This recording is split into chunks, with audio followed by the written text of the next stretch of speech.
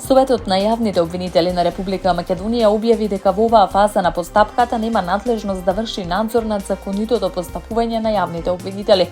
По јавната прозивка од министерот за правда Игор Филков да свика итна седница за случајот со поранешниот вице-премиер Артан Груби.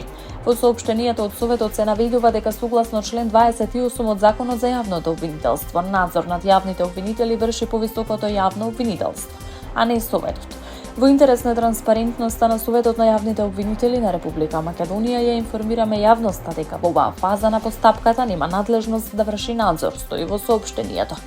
Министерот Филков претходно ги повика Судскиот совет и Советот на јавните обвинители да утврдат одговорност за одлуката за куќен притвор на Груби, побарајќи конкретни појаснувања од јавниот обвинител Коцев, раководителот на обвинителството Фидоски и судијата на претходна постапка при Основниот кривичен суд Скопје Марин Станевски.